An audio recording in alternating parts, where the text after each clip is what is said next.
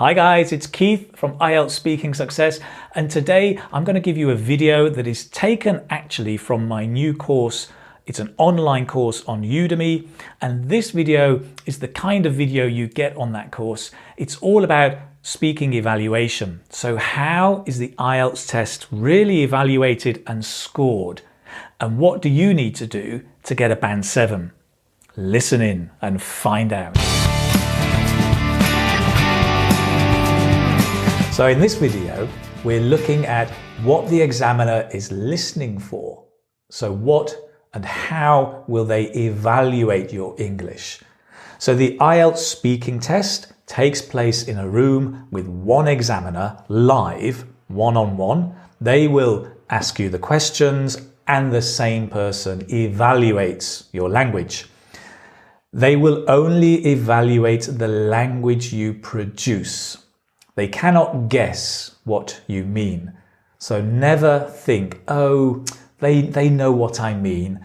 No, they don't, and they won't try. So make sure you produce enough language and make sure you speak clearly and loud enough so they can hear you and evaluate you. So the examiner will evaluate 4 things in the exam, okay? Fluency, vocabulary, grammar, and pronunciation. Let's have a look at each of these in a bit more detail. So first, fluency. And here there are probably 3 things the examiner looks at: ease of speaking, hesitation and repetition, and connectives. Ease of speaking is basically how easily you connect your sentences. Okay, so if I say, well, I come from Manchester. It's a beautiful city. It's up in the north of England and I've lived there for a long time. It's a nice, smooth flow, good fluency. Okay, be careful. Fluency is not speed. You do not have to speak fast. Then there is hesitation. Hesitation is, that's your hesitation. Repetition, when you repeat and repeat and repeat and repeat. So you need to be listening to yourself, maybe record yourself and notice the hesitation and repetition. For example, I live in Manchester. Now, when you play that back and listen, you'll notice how much you hesitate and repeat. So try and reduce the ums and the repetition. Next, we have connectives. Basically, the words that connect your sentences. So, for example, and, but, then, also, to, however, so. All of these are connectives. You need to use quite a few and a good range, and spoken connectives, not written academic connectives. Okay, so for fluency, basically a Band 7, okay, would look like this. Speaks without any noticeable effort, may have hesitation at times, uses a range of connectors with flexibility. Let's move on and look at vocabulary. For vocabulary, there are 5 things to look at. So we have the range, the mistakes, idiomatic expressions, collocation, and paraphrase. Let's look at each one in turn. So the range is the range of vocabulary. Do you use a short range? So for example, air pollution is bad for the air. Or do you have a wide range of words? Air pollution is detrimental to the environment. So that range is important. Secondly, mistakes. Sometimes we confuse the verb for the adjective or the adjective for the noun, right? So be careful of mistakes like air pollutes is badly for air. Okay, be careful with the mistakes. Thirdly, we have idiomatic expressions, and these are really important. They will include idioms, sayings, phrasal verbs. So, brush up on your idiomatic expressions. Don't throw in the towel, and you will sail through the exam with flying colours. It's good to use them. Maybe not too many, but use some. Next, we have collocation. You need to be aware of collocation. Do we say do a shower, make a shower, have a shower, get a shower, become a shower? Oh yeah, have a shower. It's the words that go together. You need a good awareness of collocation. And finally, paraphrase. And this is your ability to say something when you don't know the word. Maybe you forget the word, but you can't say, oh, I don't know how to say that. You have to find a way to express your idea. So for example, I was fixing a plug the other day and I needed that long thing made of metal to help me unscrew the top, and then I could fix it. That long thing made of metal to unscrew the top. Okay, I forgot it's a screwdriver, but I can paraphrase. And a key part of a Band 7 is you can paraphrase effectively. So let's look then at what we need for a Band 7. Uses vocabulary flexibly to discuss a variety of topics. Uses less common and idiomatic vocabulary, shows awareness of collocation, can paraphrase effectively. Great.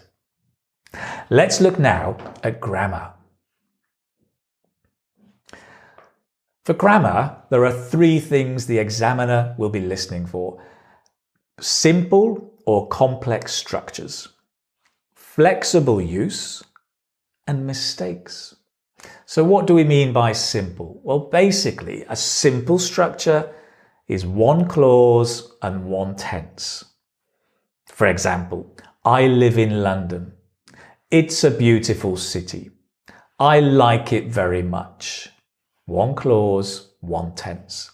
Complex, though, is normally more than one clause, maybe two or three, and more than one tense, and different tenses.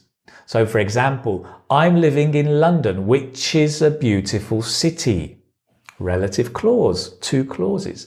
I'm living in London, which is a beautiful city, and I have been living here for 2 years. More complex sentences, okay? Three clauses, different tenses. That is complex. So the ability to use clauses and tenses flexibly and with few mistakes. So a Band 7 looks like this. Uses a range of complex structures with flexibility, with some flexibility, and there are frequent error-free sentences. Let's move on. Let's look now at pronunciation, and there are three things really that the examiner will look for. It's the range of features, of pronunciation features, your control of them, and are you easy to understand? So let me say something about accent. You can have any accent, whether it's Chinese, Indian, Canadian, American, British, Brazilian, German. Accent is okay. You can even get a 9 with an accent. It's about your control of the pronunciation features of English. Okay, so focus on the features. Typically, those features will include individual sounds. Ow, now, no, now, take, tea. So the vowels and the consonants. The word stress, present, present. Which part of the word do you stress? Sentence stress. It's really important. Each of these sentences has a different meaning. I don't live in London. I don't live in London. I don't live in London. I don't live in London. I don't live in London, right? So where you put the stress changes the meaning. 5 slightly different meanings. Then connected speech. So this is where we connect 2 words. If a word finishes in a consonant and the next word begins with a vowel, we usually connect them. Take, for example, wake up. Wake up, cup. Wake up, wake up. Wake up early. Up early, up early, pearly, pearly, capurly, capurly. Wake up early, wake up early. Wake up early, wake up early. Once you start repeating it, you hear the sound, wake up early. It's much more important to focus on the sound than the words. That's why listening to audio is so good rather than reading words aloud. Listen to audio, focus on the sounds, and wake up early. Finally, intonation. Intonation is difficult to practice.